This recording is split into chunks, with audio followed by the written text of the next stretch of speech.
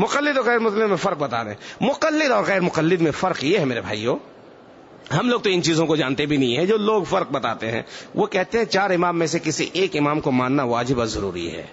جو 4 امام میں سے کسی ایک امام کو مانے گا وہ مقلد ہو گیا. جو 4 امام میں سے کسی ایک معین امام کو نہیں مانے گا وہ کافر، وہ مقلد نہیں ہے. یہ کہتے ہیں واللہ تعالی عالم کہاں تک صحیح ہے کہاں تک غلط ہے. کہتے ہیں وہ مقلد ہے، اس لیے کتابوں میں آپ آئیں گے فلاں مقلد ہے، فلاں غیر مقلد ہے، فلاں مقلد ہے، فلاں غیر. لیکن میرے بھائیوں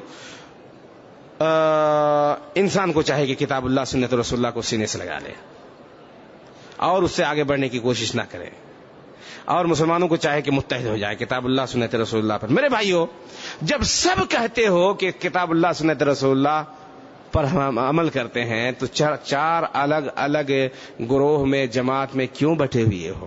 ایک مثال میں دیتا ہوں، حالانکہ اس کی کوئی اہمیت نہیں، میں اس کو بہت زیادہ اہم نہیں سمجھتا ہوں. آج آپ مسجد نبوی میں آئے ہوں گے، یہاں حج عمرے کے لیے آئے ہوں گے، کچھ لوگ ہاتھ چھوڑ کے نماز پڑھتے ہیں. وہ تو ہمارے یہاں لڑائی یہ ہوتی تھی کہ ناف کے نیچے باندھیں یا سینے پہ باندھیں، اسی میں اختلاف چل. یہاں اگر آپ ایک اور چیز دیکھیں گے، کچھ لوگ ہاتھ چھوڑ کر ہی نماز پڑھتے ہیں، ہے کہ نہیں؟ دیکھتے ہوں گے کہ نہیں؟ اچھا آپ یہ کہہ سکتے ہیں کہ اللہ کے رسول صلی اللہ علیہ وسلم کبھی ہاتھ باندھتے تھے کبھی نہیں باندھتے تھے، کہہ سکتے ہیں؟ نہیں کہہ سکتے ہیں. کہ کیوں؟ اس لیے کہ ہاتھ چھوڑ کر نماز پڑھنے کی کوئی روایت ہے ہی نہیں. مان لے کہ ہم مان لیے کہ ہے کوئی روایت، ٹھیک ہے، یہ کہیں گے کہ یہ بھی صحیح ہے وہ بھی صحیح ہے، ٹھیک ہے، یہ تو کہیں گے کہ یہ بھی صحیح ہے چونکہ یہ بھی کسی خاص امام کی بات کو مان رہا ہے، اور یہ جو ہاتھ چھوڑ کر باندھ نماز پڑھتے ہیں وہ کیا کہتے ہیں؟ میں غلط ہوں یہ کہتے ہیں میرے بھائی. کوئی چیز ہے نا، کوئی حجت ہے نا ان کے پاس. کیا حجت ہے؟ واللہ العظیم اس کے علاوہ کوئی حجت نہیں ہے کہ کہتے ہیں کہ ہمارے امام اسی طرح نماز پڑھتے تھے، بس اس کے علاوہ کوئی. اب اس کو آپ کتاب اللہ کہیں، سنت رسول اللہ کہیں، آپ اس کو اجماع کہیں، آپ اس کو قیاس کہیں، آپ اس کو استحسان کہیں، آپ اس کو فلاں کہیں، فلاں جو چاہے کہو، اس کے پاس اس کے علاوہ کوئی دلیل نہیں ہے. اب میرے بھائی مان لیا میں کہ چلو یہ بھی صحیح ہے وہ بھی صحیح ہے، یہ نہ کہیں گے جو ہمارے اتنے سارے مسلمان بھائی ہیں کیا سمجھتے ہیں کہ صرف آپ آفی ہیں دنیا میں؟ آفی ہے نہیں، اور لوگ ٹھیک ہے آپ تھوڑا زیادہ ہیں اور تھوڑا کچھ لوگ ہیں جو تھوڑا کم ہیں. دیکھتے ہیں کہ نہیں یہاں ہے کہ نہیں واقع. کیا کہیں گے؟ یا تو دونوں کہیں گے کہ ایک صحیح ہے ایک صحیح نہیں ہے. تو تمام مسلمانوں کو چاہیے کہ جو صحیح ہے اسی پر عمل کرے. یہ تو ہے نا میرے بھائی.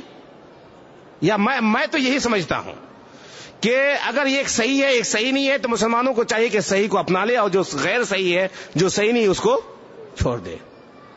اگر آپ کہتے نہیں یہ بھی صحیح ہے وہ بھی صحیح ہے، اگر آپ کہتے ہیں کہ نہیں یہ بھی صحیح ہے وہ بھی صحیح ہے، تو ہر مسلمان پر واجب ہے کہ کبھی اس پر بھی عمل کرے کبھی اس پر بھی عمل کرے، ہے کہ نہیں؟ کبھی اس پر بھی عمل کرے کبھی جیسے کہ مثال کے طور پر ہم کہتے ہیں کہ آپ صلی اللہ علیہ وسلم جمعہ کے دن، آج چونکہ جمعہ کا دن ہے، آپ صلی اللہ علیہ وسلم جمعہ کے دن فرض نماز کے بعد یعنی 2 رکعت نماز کے بعد آپ صلی اللہ علیہ وسلم کبھی 4 پڑھ لیتے تھے کبھی 2 سنت پڑھتے تھے کبھی. واللہ صحیح روایت سے دونوں ثابت ہے. ہم اسی لیے کہتے ہیں کہ 4 بھی پڑھ لو پھر بھی صحیح ہے، 2 پڑھ لو پھر بھی صحیح ہے. لیکن اس میں یہ نہ کہیں کہ فلاں امام کے ماننے والوں کے لیے 4 ہے فلاں امام کے ماننے والوں کے لیے 2 ہے. یہ کہیں گے تو یہ گناہ کا کام ہو جائے گا آپ کا.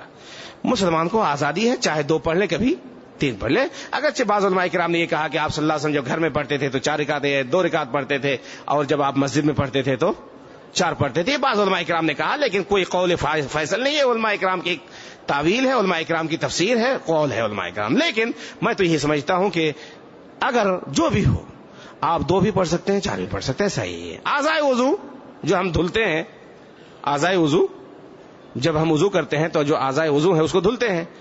1 مرتبہ بھی دھل لیں گے، اگر پورا بھیگ گیا تو کافی ہے کہ نہیں؟